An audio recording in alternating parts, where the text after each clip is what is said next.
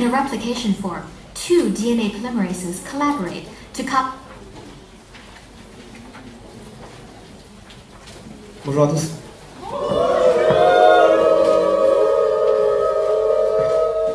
Alors aujourd'hui c'est moi qui vais vous faire le cours sur le noyau. Oui. Bon, je m'appelle Gasser, je sais pas si certains me connaissent. Donc ce cours sur le noyau, il représente quand même un quart du programme de biologie cellulaire, donc c'est bien, c'est important que vous utilisiez les bases. L'année dernière, il n'y a pas énormément de questions qui sont tombées dessus au concours, mais c'est quand même... Non, ça ne sert pas à rien, c'est quand même relativement important pour la biologie cellulaire, pour la biologie du développement. Donc, à titre d'exemple, le cours, c'est quand même... ce cours-là, qu'on vous fait en 47 diapos, le vrai cours, il fait 125 diapos, j'ai regardé ce matin, 125 diapos avec vos professeurs de biocell. Donc nous, on a décidé de faire le cours en 5 parties. On va commencer par vous expliquer ce que c'est l'ADN, le noyau en 2-2, ensuite l'ADN, puis le processus de transcription.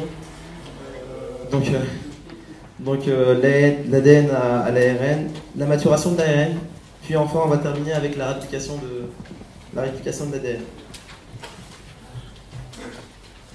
Donc quelques rappels sur la cellule eucaryote. Il me semble que au premier cours, vous avez eu cours sur cette cellule eucaryote, donc quelques points importants. Donc les grosses différences avec la cellule prokaryote, c'est que cette cellule eucaryote, elle a un matériel génétique qui est centré dans son noyau, tandis que la cellule prokaryote a un matériel génétique qui est diffus dans toute la cellule. Ensuite, cette cellule eucaryote, en termes de taille, elle est de l'ordre du micron. Ça, c'est relativement important, parce que c'est des petits détails qui font vraiment la différence. Dès lors que vous voyez une photo au microscope, vous regardez l'échelle, du coup, vous pouvez savoir si c'est une cellule eucaryote ou une cellule prokaryote ou autre bactérie. Ensuite, cette cellule eucaryote, vous allez voir qu'elle possède plusieurs organes. Donc, elle a une membrane. Elle a un cytoplasme, elle a des microtubules. Vous avez eu le cours sur les microtubules, non? Elle a un centrosome, elle a le noyau, le reg. Le reg, ça veut dire réticulum endoplasmique granuleux. Les mitochondries, les lysosomes qui sont un peu les poubelles de la cellule. Donc voilà. Donc notre cellule eucaryote, en fait, c'est un peu comme une grosse entreprise qui fonctionne en open space. Je ne sais pas si vous savez ce que ça veut dire. Oh yeah. Oh yeah. En gros, grosso modo, il y a tout le monde qui travaille et tout le monde se voit, sauf le patron, le noyau, qui lui a un bureau fermé. Donc là, du coup dans notre cours, on va voir les différents processus qui se passent au sein de cette cellule. Donc dans le noyau, il y a la réplication de l'ADN ainsi que la transcription. La transcription, c'est passer de l'ADN à l'ARN. Et à l'extérieur du noyau, dans la cellule, il y a la traduction de l'ARN à la protéine, mais aussi la maturation de la protéine. Parce qu'une fois que la protéine est traduite, il faut qu'elle mature. Et donc ça, c'est à l'aide de différents organites qu'elle subit une maturation.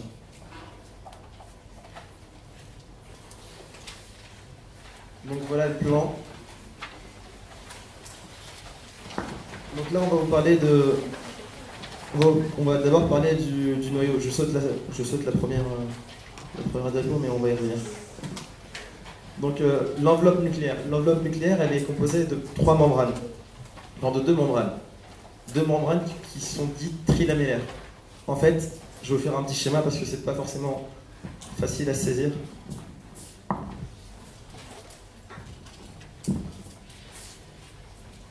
Grosso modo, dans le noyau, ce qu'on appelle enveloppe nucléaire, c'est le résultat des 2 membranes. Donc, il y a une membrane externe qui donne sur le hyaloplasme, donc membrane externe. Il y a une membrane interne qui donne dans le noyau. Et entre les deux, il y a une citerne, donc il y a un espace. Et l'ensemble, c'est l'enveloppe nucléaire. Et ça, dès lors qu'on regarde l'image comme ça, c'est pas forcément évident de voir que c'est comme ça que ça s'appelle en fait. Et chaque membrane en soi est trilamellaire.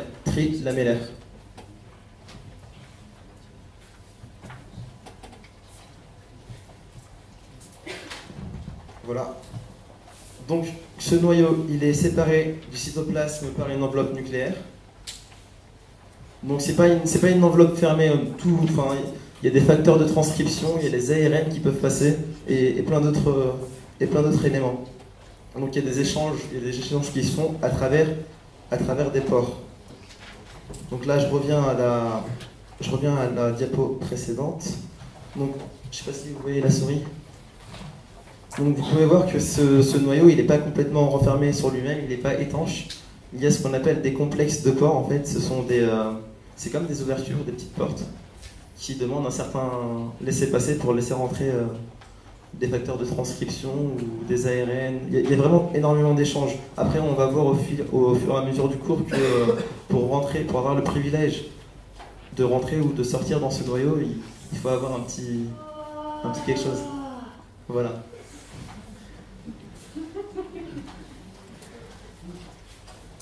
Donc, je ne sais pas si vous avez lu le cours sur les méthodes avec les microscopes, etc. Non. Non, sérieux? Oui, ok. Donc là, vous pouvez voir que le noyau, mine de rien, c'est pas quelque chose en 2D, c'est vraiment quelque chose en 3D. Donc, enfin, là, c'est une photographie faite par le microscope électronique à transmission. Donc là, c'est relativement plat. Mais vous pouvez voir l'ADN ici. Vous pouvez voir l'enveloppe nucléaire avec les deux membranes, la membrane externe ici et la membrane interne là. Donc là, si vous pouvez noter, il y a une petite erreur sur la diapo. C'est pas la membrane nucléaire, mais c'est bien l'enveloppe nucléaire. Vous pouvez voir ici. C'est l'enveloppe nucléaire, parce que l'enveloppe nucléaire, elle est composée de deux membranes. Bon, c'est pas une question piège, c'est juste faut vraiment faire la distinction parce que c'est relativement important de se souvenir qu'il y a vraiment deux membranes et vous verrez lorsqu'on va parler des pores en profondeur que ça fait la différence. Donc d'ailleurs on y revient en pores. Donc là je vous montre un complexe de pores. Donc là vous pouvez voir que le microscope électronique à balayage ça montre vraiment les surfaces en 3 dimensions. Et ça, par contre, pour le coup, c'est vraiment des questions qui peuvent tomber en concours. Ne dis pas ce mot. Pardon. Un examen, ça vous va? Non plus. Une petite partie à l'époque. Donc voilà, non, là, il faut vraiment faire la différence entre une photographie à microscope électronique à transmission, une photographie faite avec le microscope électronique à balayage. Donc là, vous pouvez voir un complexe de pores. Enfin, c'est plus ou moins étanche. Donc il faut savoir qu'il y a environ 3 à 4 000 pores au niveau du noyau. Ça, vous pouvez le noter, c'est pas sur votre poly. Donc 3 à 4 000 pores. C'est trop bon le cochon. Ça représente environ 5 à 30% de la surface. Donc mine de rien, vous voyez qu'il y a pas mal d'entrées, il y a pas mal de pores sur le noyau.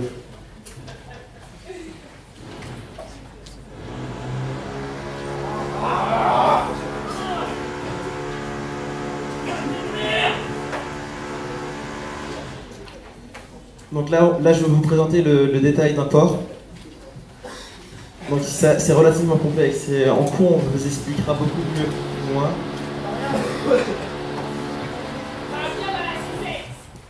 Bon, en fait, il y a 2 types de passages au niveau de ces pores. Je ne sais pas si vous avez entendu parler de l'ATP, du GTP ou... Oui? Ok, parfait. Donc il y a 2 types de passages. Il y a le transport actif qui nécessite de l'ATP. Donc ce transport actif de différents éléments, pour rentrer dans ce noyau, il faut qu'il ait une source d'énergie. Et il va passer au niveau du canal de transport actif qui se trouve au centre. Et les petites conditions, c'est qu'il faut que ce qui va passer au niveau de ce petit canal, parce qu'il est un peu étroit, mine de rien, il faut qu'il soit ce soit entre 10 et 30 nanomètres. C'est pas noté dans votre... Non, non, non, c'est pas énorme. Non, rien. Et par contre, il faut qu'il soit assez gros, il faut qu'il fasse plus de 40 kg d'Alton. Tandis que ce qui passe en libre diffusion, donc là ça forme une sorte d'anneau qui a un nom assez spécial, je vous le dis pas parce que sinon vous allez crier. Donc ça forme une sorte d'anneau autour de ce port, et ce qui passe à l'intérieur, il n'y a pas besoin de source d'énergie. Donc c'est pour ça que ça s'appelle un canal de libre diffusion. Là encore, il y a des critères assez sélectifs. Merci. Donc il faut que les éléments qui passent au niveau de ces canaux de libre diffusion fassent moins de 40 kg d'Alton. Donc il faut qu'ils soient assez sveltes et tout, pour qu'ils puissent pénétrer dans le corps. Richard, Assis-toi. ouais, assis. Moi, de mon temps, les hommes, ils étaient galants vis-à-vis des femmes. Donc là, petite modification dans vos polis, il faut que vous tourniez 3 pages parce qu'on va sauter. On va sauter ensemble quelques diapos. Petit coquin. Donc là, je vais vous faire un bref rappel sur l'ADN pour pouvoir mieux continuer à vous expliquer le cours. Donc, qu'est-ce que l'ADN? Enfin, je pense que vous avez dû le voir au lycée ou même l'année dernière en P1, donc je vais aller relativement vite dessus. Donc l'ADN, c'est une hélice double brin. Donc elle est composée de nucléotides, donc il y a des bases puriques et des bases pyrimidines. Donc petit moyen mnémotechnique pour savoir que, pour vous rappeler des différentes bases, par exemple les bases puriques, parce que mine de rien, quand on est stressé au concours, ça fait toujours plaisir d'avoir un moyen mnémotechnique pour se rappeler que l'adénine et la guanine sont des bases puriques. Donc un petit moyen mnémotechnique. Nick, Véronique. Donc une base purique. C'est la pure. Pure comme un ange. Wouh. AG. Tellement rien.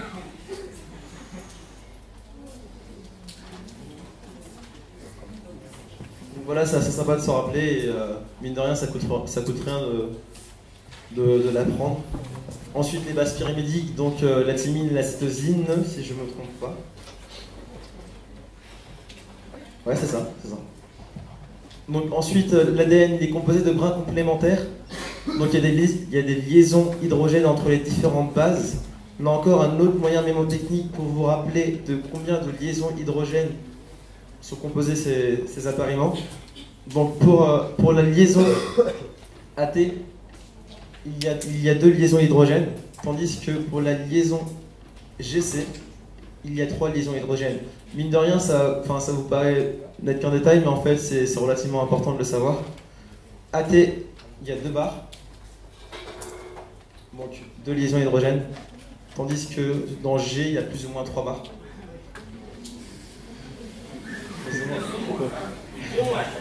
Moi je l'ai écrit en 3 fois, donc comme mon petit frère, 1, 2, 3. Donc 3 liaisons hydrogènes. Et vous rigolez, mais comme je vous dis, le jour du concours, on stresse relativement vite. Le jour de petite fête à mi-peinte, on stresse relativement vite et c'est intéressant de s'en rappeler. Donc l'unité de longueur, c'est le paire de base, c'est assez perturbant, surtout quand par exemple on a un brin monocaténaire, de se dire qu'on compte en paire de base, mais c'est une formalité. Le génome, notre génome, à nous tous, il est composé de 3,2 milliards de paires de bases. Vous pouvez le noter si vous voulez. Oui, c'est énorme. Et si vous voulez vous le faire séquencer, je crois que ça coûte même pas 3000 maintenant, 3000 €, un truc comme ça. Beaucoup. Easy. Donc voilà, ensuite il y a une polarité qui est relativement... Il y a une polarité qui est relativement intéressante à retenir, c'est le 5', 3'. C'est une convention qu'il faut retenir. Mais ça, je vous en parlerai à la fin du cours au niveau de la réplication parce que là encore, il y a des moyens mémotechniques pour les retenir et je vous en ferai part. Je vous ai dit qu'on était galant avec les jeunes filles.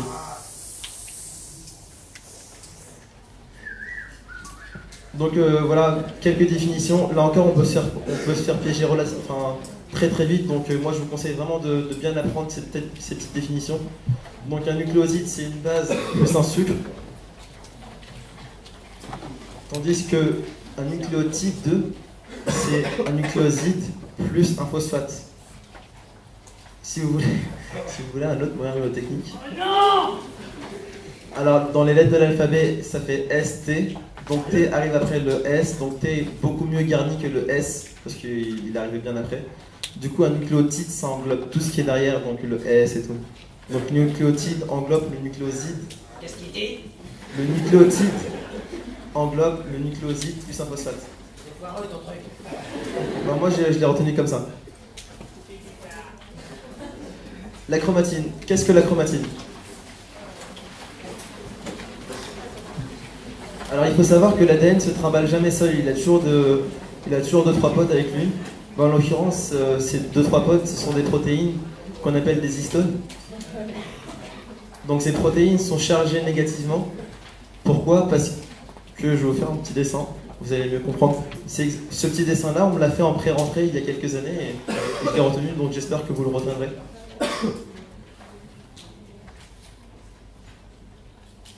Grosso modo, il a 2 petits bras.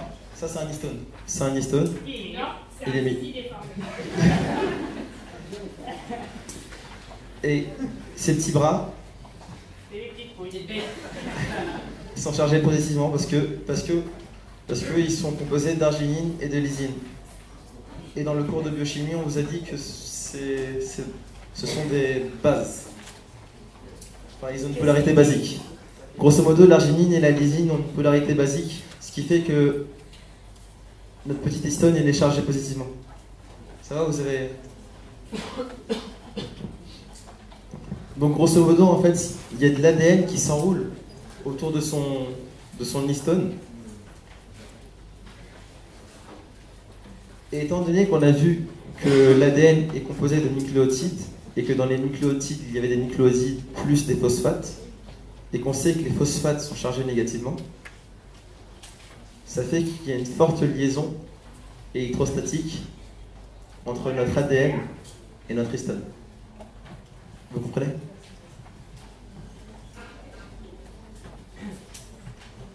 Donc voilà, donc notre ADN il est enroulé autour d'octamères d'histone. Donc là je vais vous détailler parce que c'est pas forcément évident de se... Est-ce que vous voyez bien en rouge ou pas? En rouge vous voyez bien? Parfait. Je vais vous détailler ce que c'est un octamère d'histone parce que c'est pas forcément évident de se dire qu'est-ce qu'un tétramère ou qu'est-ce qu'un hétérodimère. Je vais vous faire un petit dessin.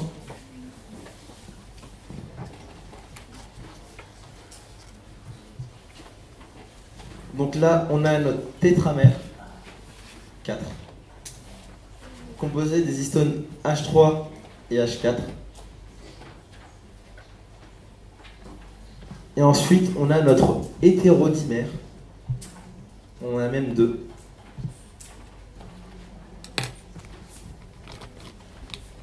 H2A et H2B.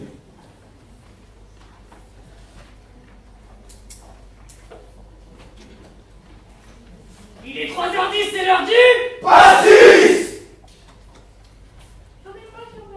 Ah bah, je n'aurais peut-être pas non plus. Voilà. Donc reprenez bien ce dessin parce que c'est important de visualiser ce qu'est un tétramère et ce qu'est un hétérodimère. Quand vous serez en cours, le prof il va vous balancer comme ça en 2-2. Les profs ils sont assez bizarres, ils pensent que vous êtes des génies, qu'on est des génies. C'est le cas, c'est vrai, mais parfois c'est assez complexe et on tilte pas tout de suite. Donc il faut savoir que dans notre hétérodimère, dans notre tétramère, il y a des histones H3 et la particularité de ces histones H3, c'est qu'ils ont une forte liaison avec notre ADN qui s'enroule autour de lui. Nos histones H3 ils se lient fortement avec notre ADN. Je sais pas pourquoi, c'est les profs qui nous l'ont dit, mais ça va être intéressant de s'en rappeler dans quelques minutes quand on va parler de la condensation de l'ADN.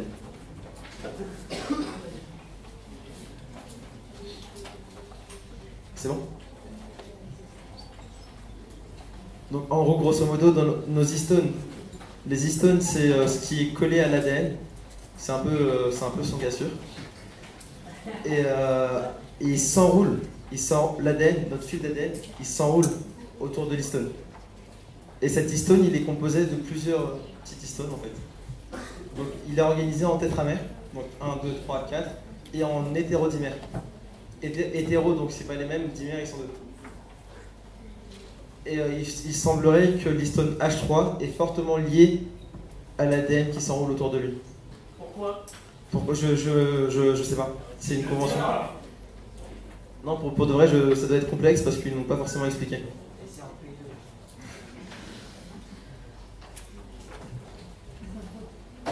Là, on repart sur de la définition. Un chromatosome, qu'est-ce qu'un chromatosome? Un chromatosome, c'est un ensemble qui comprend le nucléosome ainsi que l'histone H1. Je vais vous faire un petit dessin parce que là encore, c'est pas forcément évident. Il faut savoir qu'il y a deux types d'histones. Enfin, mis à part cela, mais il y a vraiment deux catégories d'histones. Il y a les nucléosomes, donc ces histones qui s'enroulent autour de l'ADN, et il y a d'autres histones qu'on appelle les histones de liaison. Donc son petit nom, c'est l'histone H1. Et lui, son but, c'est un... Oui, non, bah oui, j'allais dire que c'est un peu comme une femme qui verrouille son homme. Parce que son histone... Donc elle n'a pas de zizi. Donc l'histone H1, son but, c'est vraiment de verrouiller l'opaque, pour pas qu'il se... Voilà, il est là. Pour pas qu'il se barre. Donc voilà, donc il y a les nucléosomes et il y a les histones de liaison. Donc l'ensemble des deux, ça forme un chromatosome. Notez bien c'est vraiment important de le noter et de le savoir. Donc voilà, ensuite il faut savoir qu'il y a environ 166 paires de bases qui s'enroulent autour du gros chromatosome. Donc 146 autour du nucléosome, 20 paires de bases autour de l'histone H1, et l'ensemble fait 166 paires de bases.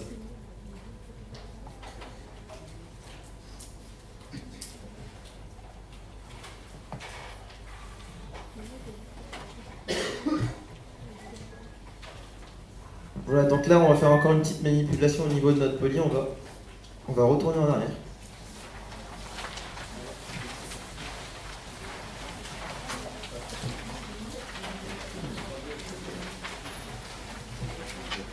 Donc là on va attaquer les vifs du sujet.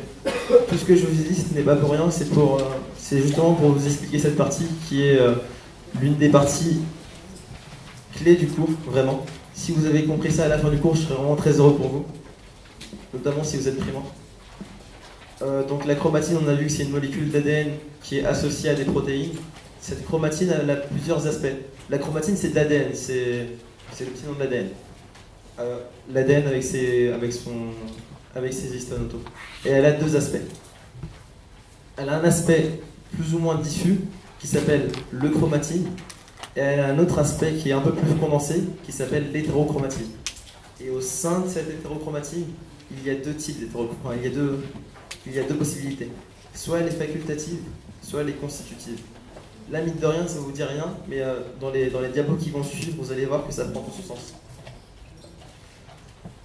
Donc on peut très rapidement passer d'une forme euchromatine à une forme hétérochromatine facultative. Moi je rajoute le facultatif, c'est bon. Un petit point de définition, et ça c'est vraiment très très important, il faut vraiment l'apprendre par cœur, c'est qu'une molécule d'ADN plus un histone plus les protéines non histones, c'est équivaut à un chromosome monochromatidien, ça équivaut à une chromatide. Ça, ce qui est encadré avec le petit warning, c'est vraiment très très important de le saisir. Parce que si vous le saisissez en décembre, c'est un peu trop tard. Donc voilà, donc là je vais vraiment expliquer petit à petit qu'est-ce que l'euchromatine, qu'est-ce que l'hétérochromatine. Vous allez voir que ça va prendre tout son sens. Donc la chromatine, qu'est-ce que c'est? C'est de l'ADN. C'est de l'ADN, sauf qu'elle est sous différentes formes. Donc là, on va directement commencer avec l'euchromatine. Donc vous voyez le chromatine, c'est ce qu'il y a en blanc avec des petits points noirs. En fait, le chromatine, on l'appelle aussi fibre A.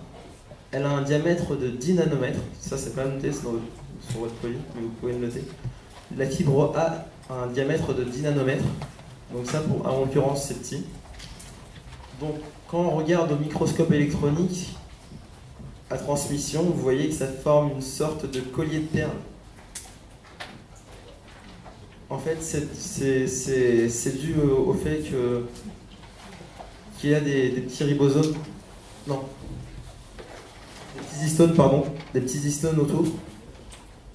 Donc cette euchromatine, c'est une forme décondensée de l'ADN.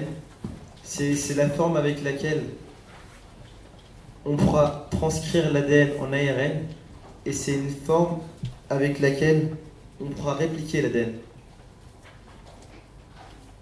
Où elle se situe? Là, on voit bien qu'elle se situe relativement au centre du noyau. Elle est assez claire, donc c'est-à-dire qu'elle n'est pas électron-dense au microscope électronique à transmission. Et cette euchromatine, elle possède des régions codantes, et ça, c'est vraiment intéressant. Voilà, décondensé au centre du noyau. Zone plus ou moins étendue et surtout dans l'aspect variable au cours du temps, c'est-à-dire que notre petite entreprise, elle bouge au fur et à mesure, c'est pas fixé. Ça peut très bien la fibre A, comme on l'a vu tout à l'heure, l'euchromatine peut très bien devenir de l'hétérochromatine et changer d'aspect, d'où le variable au cours du temps. Maintenant, on va parler de l'hétérochromatine. Donc l'hétérochromatine, il y a deux formes. L'hétérochromatine facultative ainsi que l'hétérochromatine constitutive.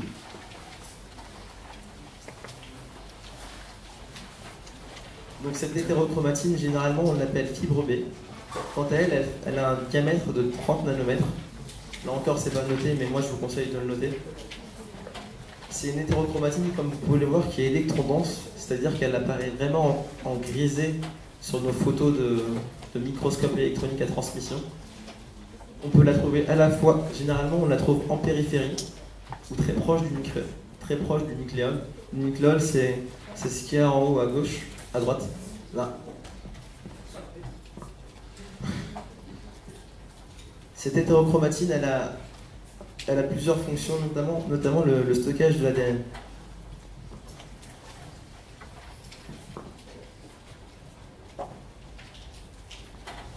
Donc, très condensé, je l'ai dit. Oui, attention, parce que cette hétérochromatine, elle ne permet pas la transcription ni la réplication. Du moins, c'est très difficile. Il faut d'abord décondenser l'ADN, la rendre en euchromatine pour pouvoir la répliquer. Donc là,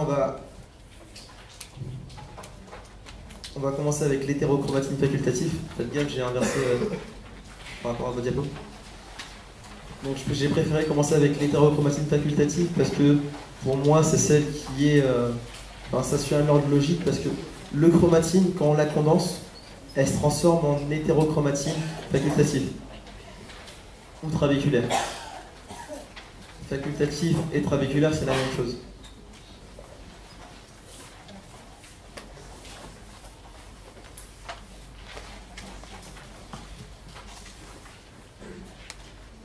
Donc l'euchromatine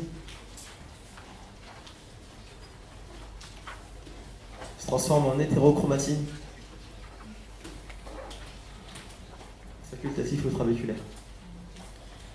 Donc voilà, comme on a pu le voir, cette hétérochromatine facultative, généralement elle se situe au centre de notre noyau. Donc elle correspond à des régions codantes, mais qui ne peuvent pas être transcrites. Pourquoi? Parce que c'est une forme très condensée, et vous allez voir que les différents complexes qui servent à la réplication ou à la transcription, ils peuvent très peu intervenir sur cette hétérochromatine parce qu'elle est condensée et qu'elle n'est pas open. Comment?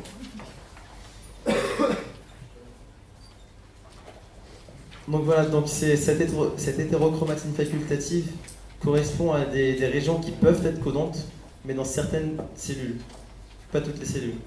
Prenons par exemple 3 cellules.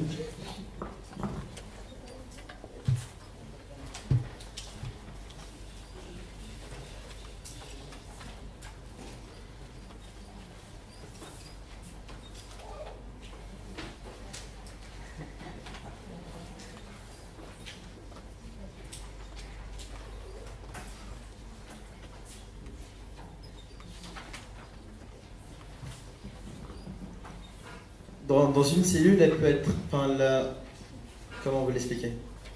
C'est bien. En fait, supposons qu'on ait une cellule du foie et une cellule du cœur. Dans le noyau de la cellule du foie, du cœur, l'ADN sera peut-être très condensé, tandis que dans le foie, elle sera relativement diffuse. Mais c'est le même matériel génétique.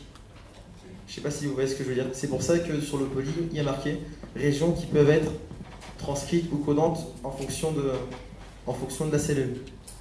Par contre, il faut savoir que dès lors que l'ADN, on passe de l'euchromatine à l'hétérochromatine facultative, c'est quasiment impossible de faire le chemin inverse.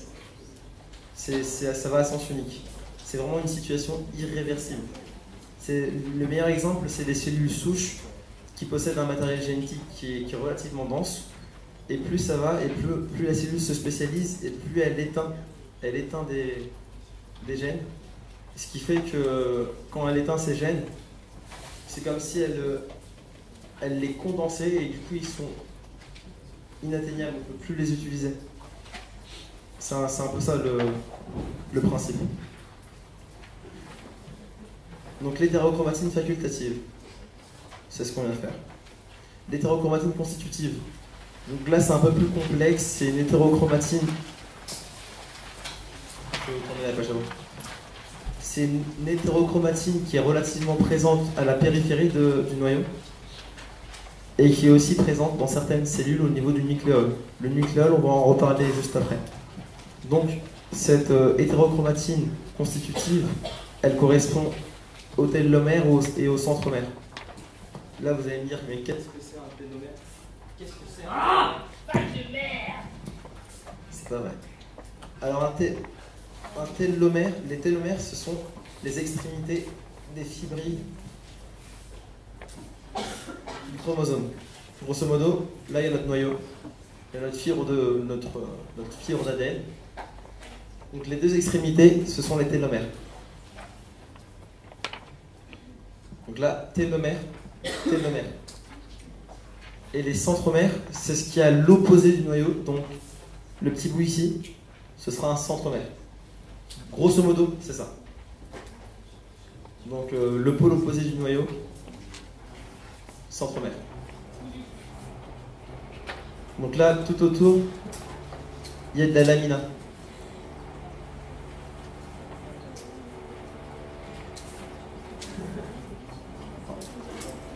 Donc parfois dans certaines cellules, comme je vous ai dit, le centromère il peut être associé au nucléole. Donc cette hétérochromatine constitutive, quant à elle, elle bouge jamais. Elle provient pas de l'euchromatine. Cette hétérochromatine constitutive, elle est jamais codante et jamais transcrite. C'est dire, vraiment, c'est pas qu'elle sert à rien, mais elle sera jamais codante. Cependant, elle peut être répliquée. Donc durant la réplication de l'ADN, elle sera repliquée, mais en toute fin du processus. Je pensais que vous dormiez. Donc voilà le schéma.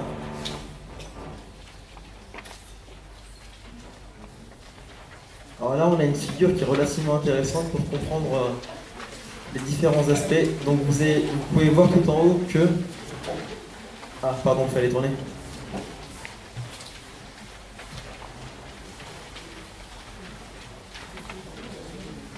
Là, on peut voir vraiment les deux aspects de notre chromatine.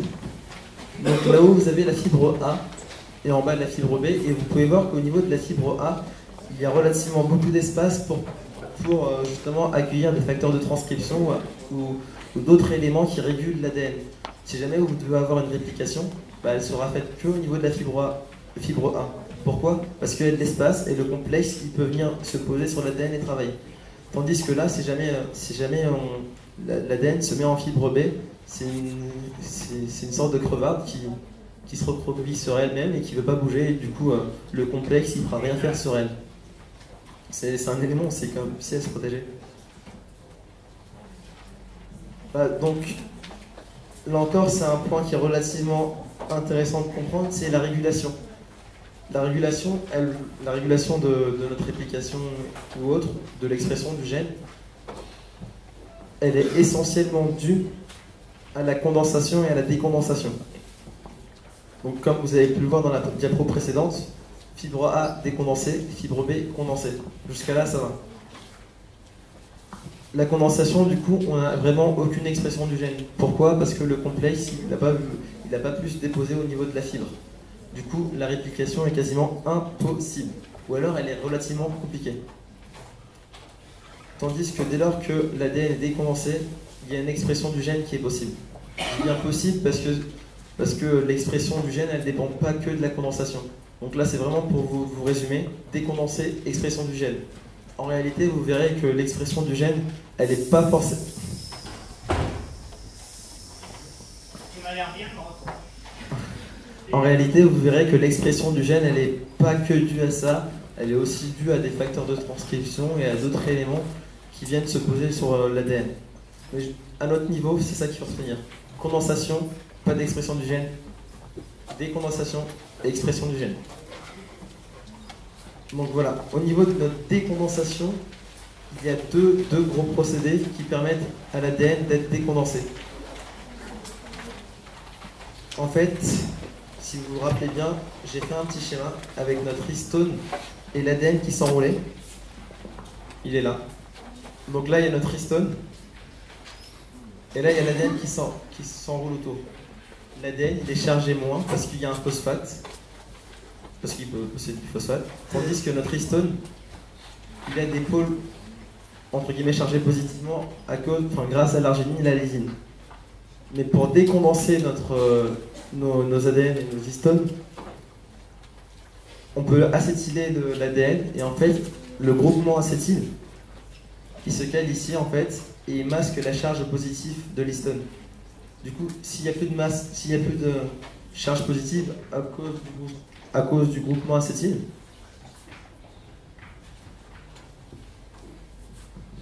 l'ADN il se déroule et ça fait une forme décondensée. D'où le fait que l'acétylisation masque les charges plus les histones H3 et H4. Il y a un autre processus qui fait que l'ADN va être décondensé, c'est la déphosphorylation de l'histone H1 qui servait à verrouiller le complexe. Ça, c'est vraiment les bases. Ensuite, au niveau du coup, il y a une expression du gène. Au niveau de notre condensation, c'est plus ou moins l'inverse. Donc, il va y avoir une désacétylation des histones. Et du coup, ça va se recroqueviller, tout va s'enrouler, ce sera très condensé. Ou alors, il peut y avoir une phosphorylisation de l'histone H1. Et ça fait le même effet. La phosphorylisation, elle est faite par une kinase. Et son autre petit nom, c'est la phosphorylase. Donc ça, c'est des enzymes que vous allez voir tout au long de l'année. Enfin, c'est pas la peine de les apprendre par cœur, vous les apprendrez avec le temps. Mais c'est relativement intéressant de savoir que telle ou telle enzyme fait telle ou telle chose. Les enzymes, c'est un peu les ouvrières de notre entreprise Open Space. Elles ont des buts précis. Donc voilà, condensation, pas d'expression du gène.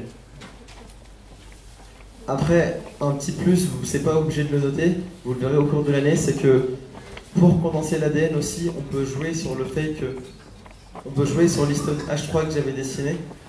Vous vous rappelez l'histone H3 qui a une liaison particulière avec l'ADN?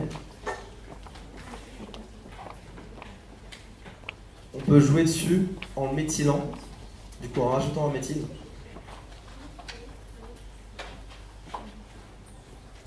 Pour condenser l'ADN. Après, c'est une suite d'événements, de cascades qui fait que l'ADN se condense. Mais le notez pas, gardez-le en tête. Le plus important, c'est de savoir que la déacétylisation des histones H3 et H4 ainsi que la phosphorylation des histones H1, ça permet la condensation de notre ADN. On arrive au nucléole. Là encore, il faut retourner.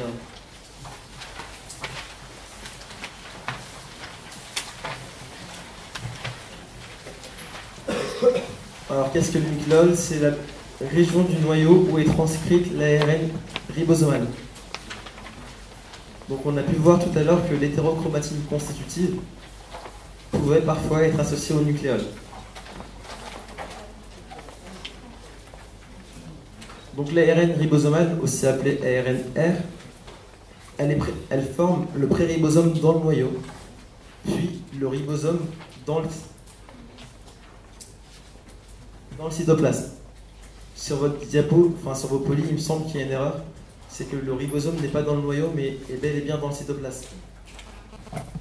Donc je répète, les différents ARNR, ils forment dans le noyau les préribosomes, tandis que dans le cytoplasme, ils forment les ribosomes.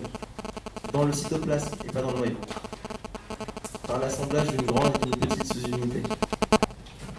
Donc les ribosomes, ce sont des éléments qui sont relativement importants, notamment dans la traduction des ARN en protéines. Donc si je répète, donc on peut avoir dans le noyau, on a notre réplication ainsi que notre transcription ADN en ARN. Et à l'extérieur du noyau, dans notre open space, on a la traduction ARN en protéines ainsi que la maturation des protéines. Donc les ribosomes, ils sont là pour la traduction. Donc le nucléole, il est composé de différentes parties. Il y a deux composants dans notre nucléole. Un composant qui sert absolument à rien, qu'on appelle le pars amorpha, ou artefact. C'est dire à quel point il sert à rien. Et ensuite, on a le nucléolonema. Donc là, sur votre schéma, au centre, vous avez le composant, vous avez le centre fibrillaire. Donc c'est de l'euchromatine, donc région codante, etc. peut être transcrit et traduit. Autour de ce centre fibrillaire, vous avez la composante fibrillaire dense. Donc ça, c'est des ARNR néotranscrits qui viennent d'être transcrits. C'est en vert. Donc composante fibrillaire dense. En rouge, vous avez la composante granulaire. Donc c'est des ARN associés à des protéines. Donc c'est un peu plus sombre que le chromatine. Donc le nucléole, il fait vraiment partie du noyau et il est entouré par de l'hétérochromatine constitutive et non pas par de l'hétérochromatine trabéculaire. C'est important de le noter. Donc je répète, ce que vous avez là en noir, la chromatine associée, c'est de l'hétérochromatine constitutive.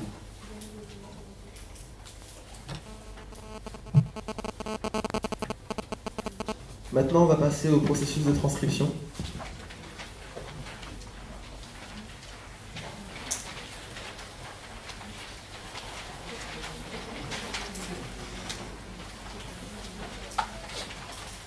Donc la transcription, elle se déroule dans le noyau.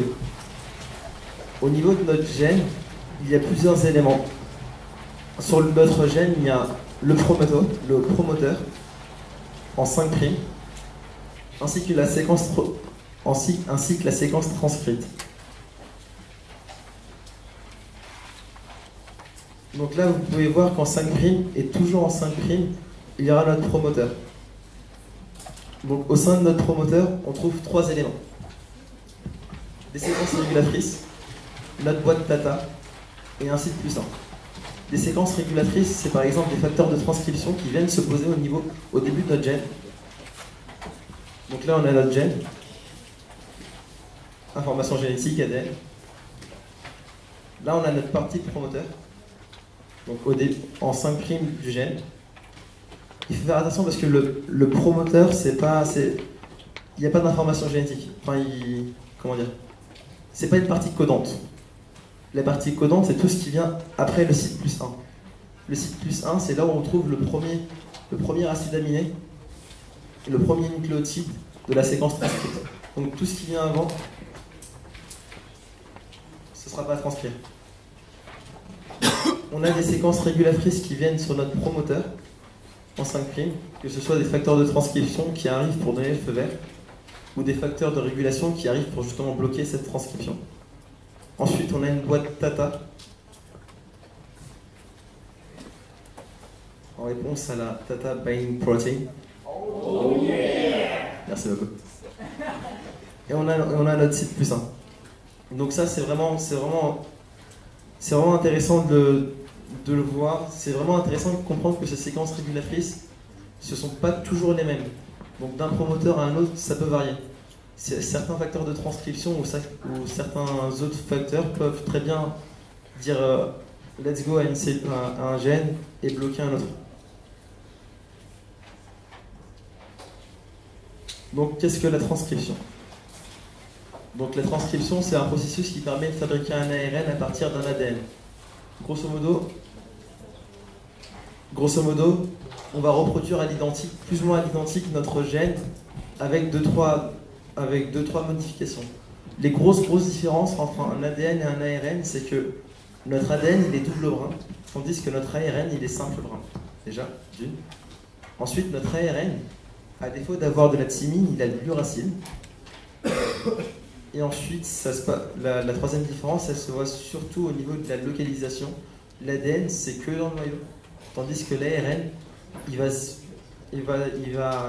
va aller dans notre open space, il va sortir du noyau, il sera dans le cytoplasme. Parce que les ribosomes se situent dans le cytoplasme et qu'il faut qu'ils soient traduits. Donc voilà. Donc là, je vais vous expliquer un peu en gros, grosso modo, le sens 5', 3', qu'on a eu du mal à expliquer au début du cours. Grosso modo, en fait, on a une ARN polymérase. On a une ARN polymérase qui va lire le brin de 3' en 5' et qui va créer de l'ARN en commençant par 5'. C'est ce qui est marqué là. La polymérase lit l'ADN de 3' en 5', donc la séquence sera identique au brin 5', 3'. Au brin sens. Là, c'est vraiment complexe de le lire comme ça brut, donc moi je préfère vous faire un schéma. Donc là, vous avez votre brin sens, c'est-à-dire 5', 3'. Et votre ARN polymérase.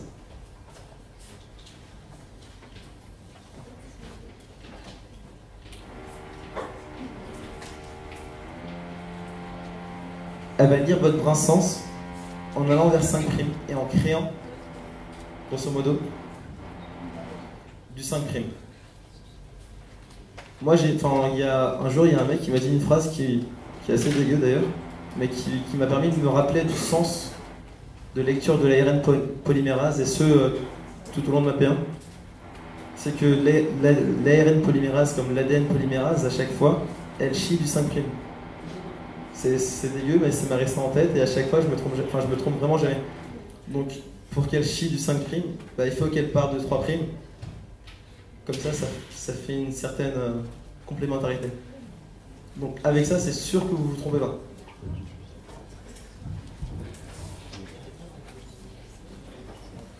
Donc voilà, vous avez votre brin sens 5', 3'. Là, vous pouvez voir des nucléotides précurseurs qui vont se faire avaler par l'ARN polymérase.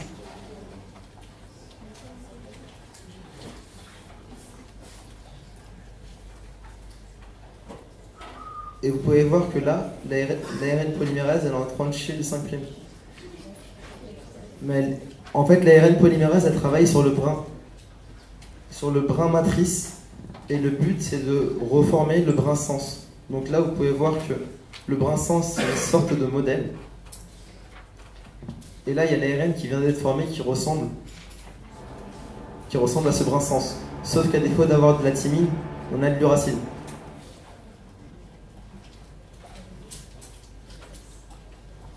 Donc là, on va passer à la maturation des ARN. Vous pouvez voir que j'ai rajouté un petit point, le point D qui s'appelle les 6 ARN. C'est une nouvelle diapo. Elle n'est pas très complexe, mais elle va vous permettre de résoudre quelques exercices. La vie de notre ARN ne s'arrête pas là, parce que sinon, sinon il mourrait dans notre entreprise. Grosso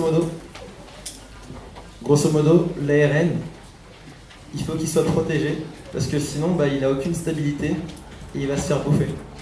Du coup, sur notre ARN qui est en construction, donc là, supposons que là, ce soit notre ADN, ici en blanc. C'est notre ADN.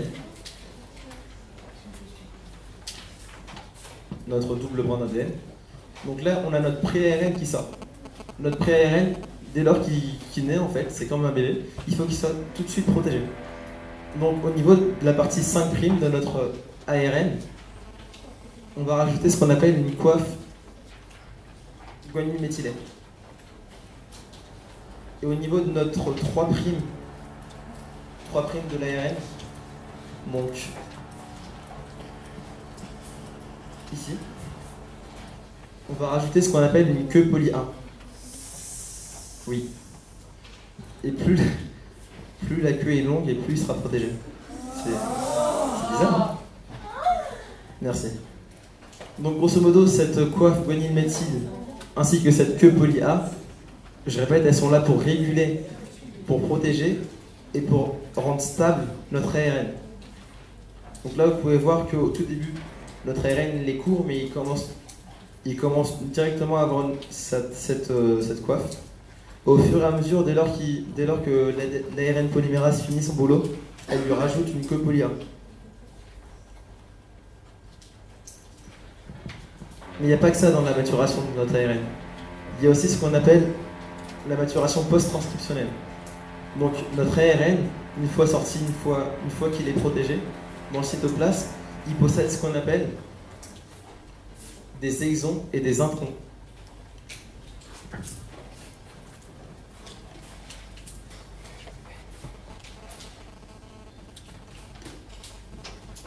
Du coup, en fait, nous, la partie qui nous intéresse, la partie la plus intéressante, la partie informative de notre ARN, c'est ce qu'on appelle les exons. C'est ça, exons. Nous, les introns, on n'en veut pas. Du coup, ils vont être excisés, ils vont être coupés. C'est un ciseau.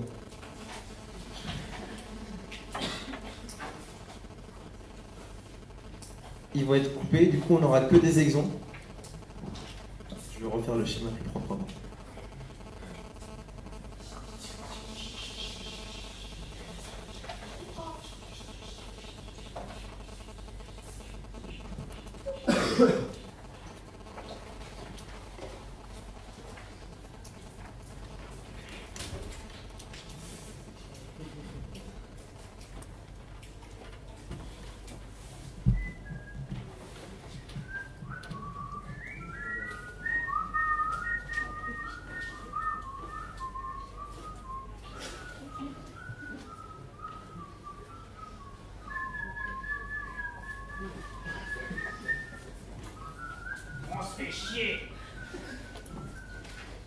Ok, supposons qu'en bleu, on a nos exons.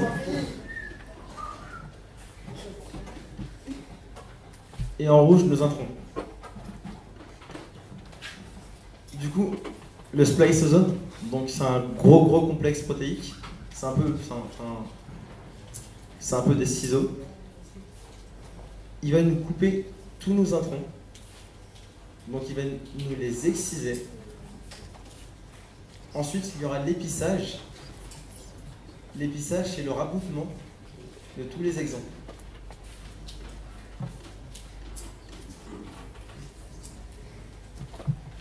C'est pour ça que ça s'appelle excision-épissage.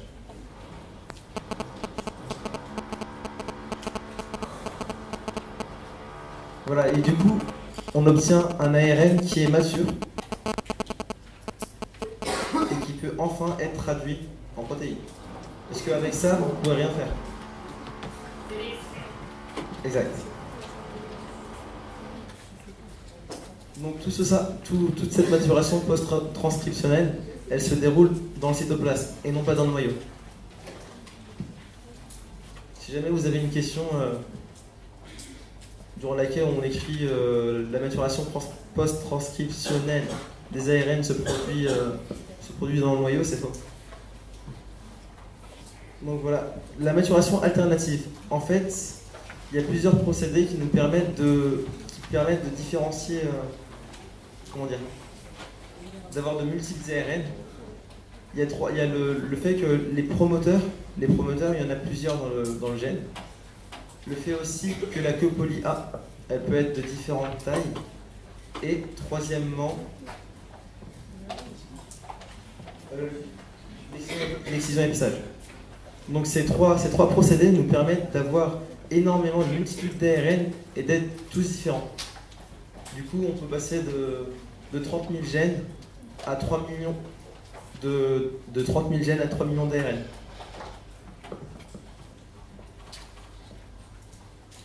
En effet, c'est vrai que l'épissage alternatif, en fait, c'est assez aléatoire. Enfin, aléatoire.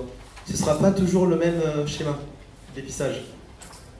Il peut très bien y avoir que 2 exons retenus dans un gène, et dans le troisième, il y en a 2, enfin que 1. Je ne sais pas si vous voyez. C'est vraiment aléatoire et ça permet de créer une grande diversité. C'est pas parce qu'on a ce même gène qu'on aura forcément le même ARN. Ça diffère. Donc, petite nouvelle diapo, les siARN. Je vous laisse le temps de je vous laisserai le temps de la recopier après. Mais grosso modo, il faut savoir que ça permet vraiment une grosse régulation de notre ARN. Dès lors que ces petits ARN se fixent à notre ARN, c'est comme si, grosso modo, ils le détruisent. Et ça c'est vraiment intéressant dans la régulation de nos ARN.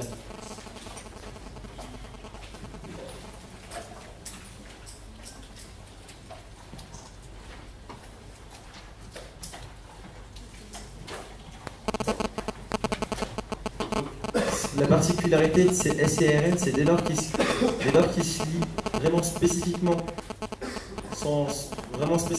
à notre ARN, ils le détruisent. Par contre, si l'appariement n'est pas correct, s'il y a des bouts non appariés, il ne sera pas forcément détruit, mais il sera altéré et l'expression sera beaucoup moins bonne.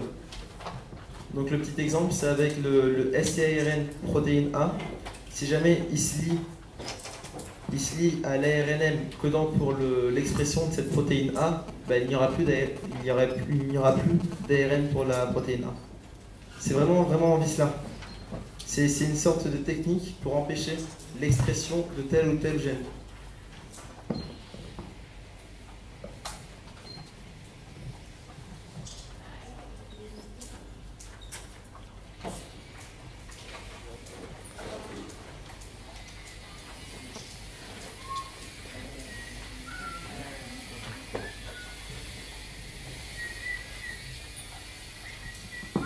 Donc maintenant on va passer à un mécanisme qui se déroule dans le noyau, donc la réplication.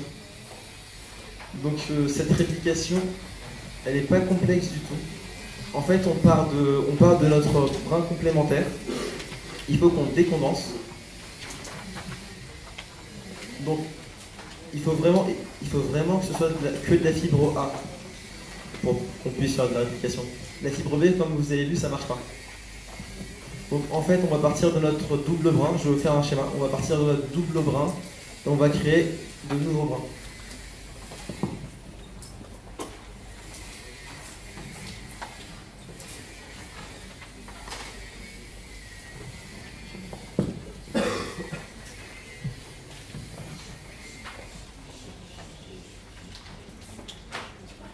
Ok, donc là on a notre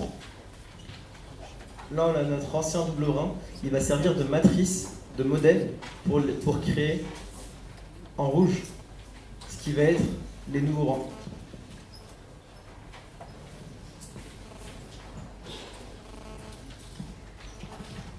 Donc ça va être fait à l'aide d'un gros complexe qui s'appelle le réplisome. Donc chaque brin va servir de matrice pour synthétiser le nouveau brin par complémentarité. Vous avez saisi ce que c'était la complémentarité? Donc ATGC, ATGC. Donc on dit, et ça c'est important de le noter et de le surligner, que cette réplication est semi-conservative. Parce que d'une part, on garde l'ancien brin pour pouvoir faire le nouveau. Donc 50% du nouveau, enfin du 50% du nouveau double brin provient de l'ancien brin. C'est assez bizarre comme phrase.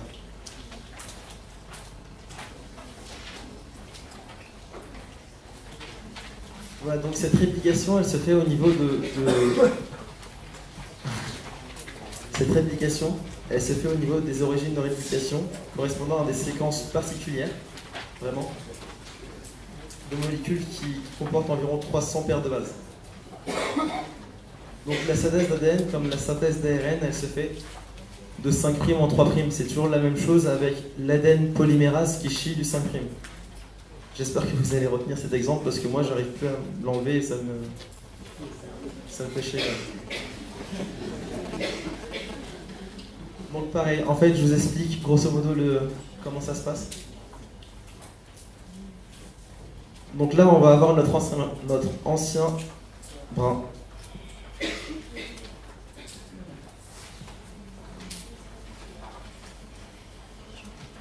Là on va avoir nos liaisons hydrogènes.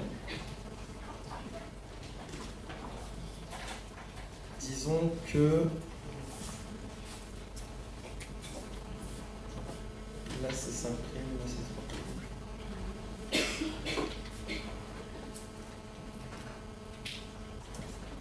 Donc là on ouvre notre brin. On va avoir l'ADN polymérase.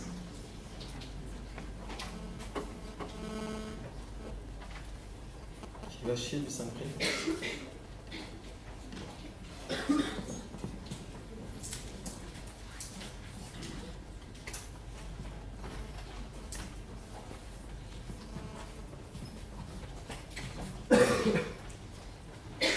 En fait, voilà.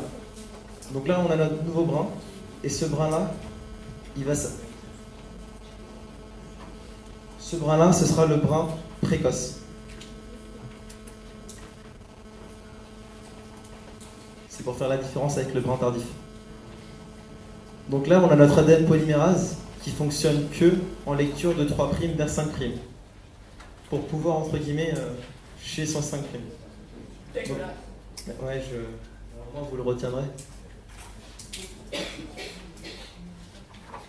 Voilà, le souci c'est que, étant donné qu'elle peut lire que dans un sens, bah, ce deuxième brin-là, il a un peu un problème parce que l'ADN polymérase qui est là, bah, c'est la même chose. L'ADN polymérase, il ne peut pas se permettre de... Comment dire, de lire dans ce sens, parce que sinon il va chier du 3' et ça ne marche pas. Donc ce qui se passe en fait, pour créer ce brin qu'on appelle le brin de Kazaki, bah, c'est que l'ADN il se tord.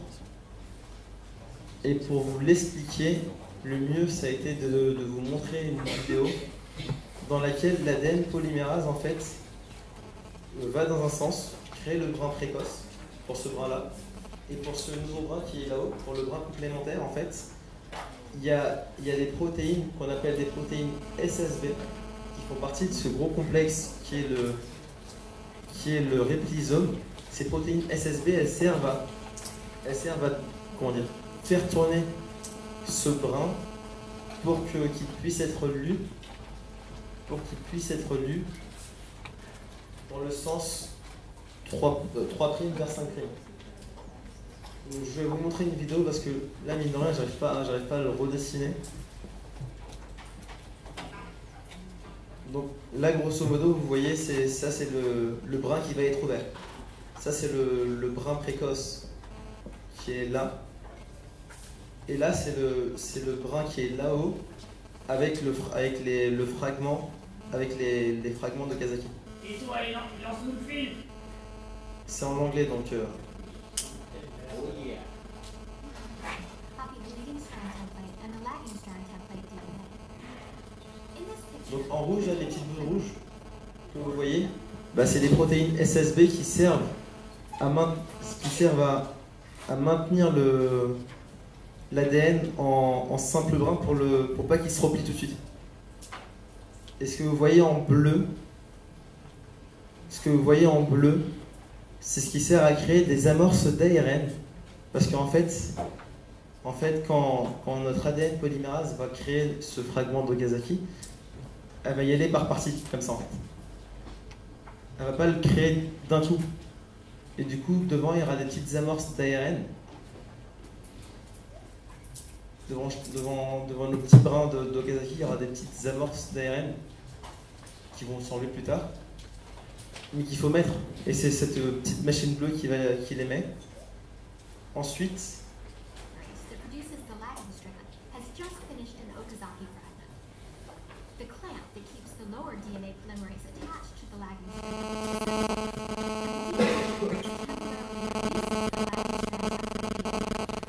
vous voyez, c'est vraiment des petits fragments. Continues to unwind the parental DNA. The primase becomes activated and synthesizes a short RNA primer on a growing lagging strand. The DNA polymerase binds to the DNA again and becomes locked in by the clamp. The Et vous voyez, ça fait une sorte de retour en arrière. to begin a short copy of the lagging strand template DNA. The polymerase stalls when it reaches the RNA primer of the preceding Okazaki fragment, and the entire cycle repeats. Grosso modo, ça commence par faire ce brin. Ensuite, il s'occupe de lui. Il le crée par partie. Et en fin de compte, ensuite, il va lier chaque bout avec une ADN ligase. C'est une petite enzyme qui a pour but de lier chaque petit fragment d'Okazaki pour faire un grand fragment. Et ce que vous voyez ici en jaune, c'est en gros, ils ont résumé les deux enzymes. Il y a une hélicase et une topoisomérase en fait. Elles servent à déstabiliser le double brin et à casser ces liaisons hydrogènes. Vous vous rappelez les deux liaisons hydrogènes, les liaisons hydrogènes du début, AT, 2 traits de liaison hydrogène, GC, 3 traits. Donc la topoisomérase et l'hélicase, donc ces deux enzymes, vous les reverrez plus tard, elles servent à couper ces liaisons pour pouvoir écarter les deux brins. Comme ça, l'ADN polymérase peut fonctionner correctement. Donc je répète, l'ADN polymérase, elle lie de 3' en 5' et elle crée de 5' en 3'.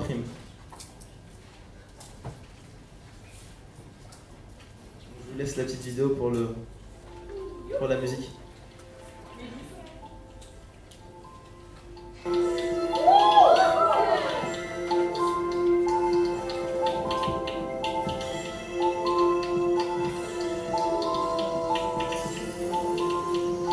Donc vous voyez, c'est vraiment un gros travail d'équipe. En fait, le ribosome, ça comporte l'ADN polymérase, les protéines SSB, les ligases, qui lient les fragments d'Okazaki, la topoisomérase et l'hélicase. C'est vraiment c'est le PSG le truc.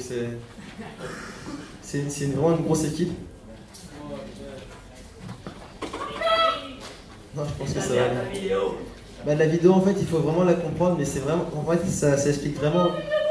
Ça explique vraiment comment l'ADN se tord pour pouvoir être lu de 3' à 5', parce que c'est pas évident, sinon pour l'autre bras.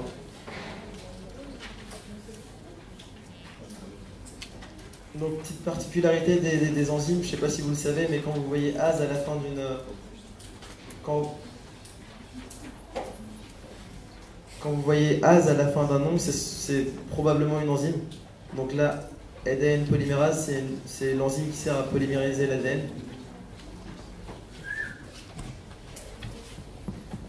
Donc la réplication.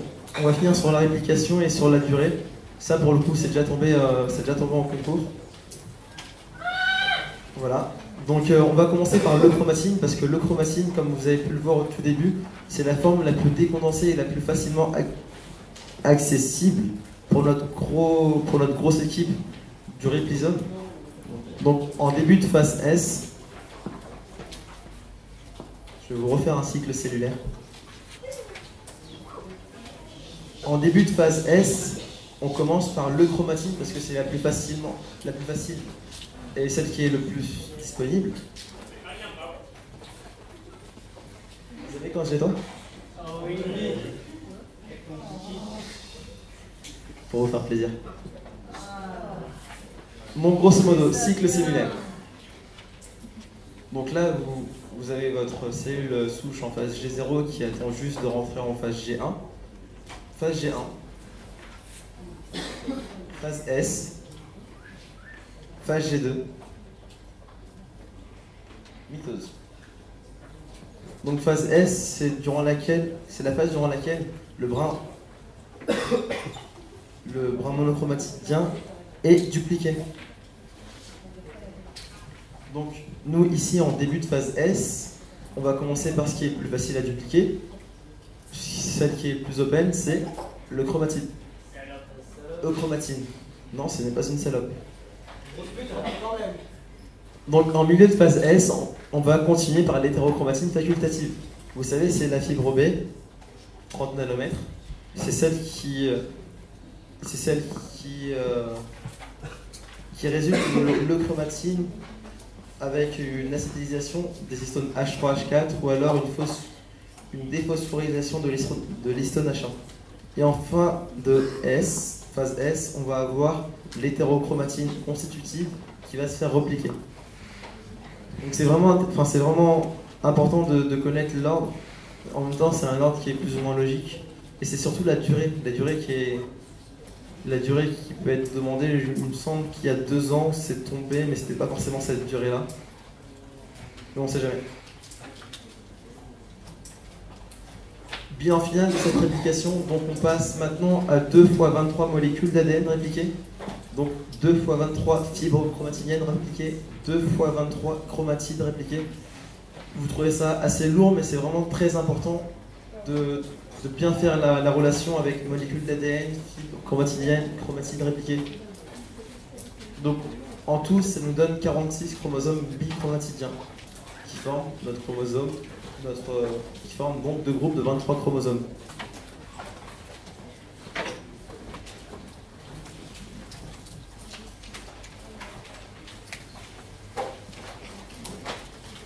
C'est fini. Si jamais vous avez des questions, n'hésitez pas à passer au bureau ou à la paillasse. Et si jamais vous avez d'autres questions beaucoup plus précises, venez sur le site du C2P1, sur le forum, sur le nouveau forum, donc forum.c2p1.fr.